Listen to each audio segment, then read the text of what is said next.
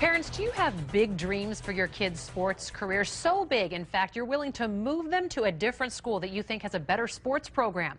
Well, that freedom is about to end. 4 Corners' Dave Culbreth talking to the new Lee County Superintendent of Schools, who's about to change some of the rules of the game. Dave? Well, the reason is real. College ain't cheap.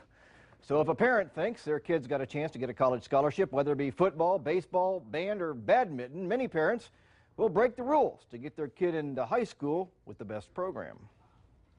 We've got coaches and principals out loud saying, I know that child transferred for sports. Which is against Florida High School Athletic Association policy.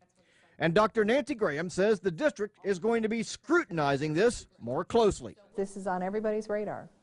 And our board... It's a big problem, isn't it? Well, it's a challenge. As it is now, a student athlete can transfer to a new school every year. That kids decide they don't like the coach, or kids decide they don't like a teacher. The way our plan is set up, they can move. However, that's only to a school within the zone they live in. Students cannot transfer to a school outside the zone they live in unless they actually move to a new address. We're going to have to get better at making people commit to why they're transferring. But when people lie about their address, the question becomes, can they prove someone transferred for sports? Well, absolutely. If you can prove someone doesn't live where they say they live, or you can prove that a child was offered, the moon if they came to this school. A school can be punished. It can be stripped of a championship title and hit with 6-figure fines. But no one at a school has ever been punished by the FHSAA. They've got all kinds of sanctions. But they don't sanction the principals, do they?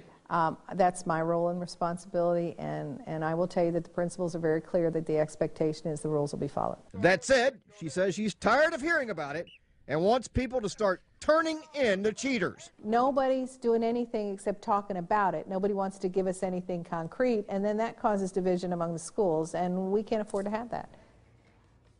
She also pointed out that this problem is not unique to Lee County or Florida for that matter. For example, in 2010, a high school in Miramar, which is near Fort Lauderdale, had all its sports programs suspended for 5 years, and was fined $260,000. Live, Dave Culbreth, Fox 4 in your corner.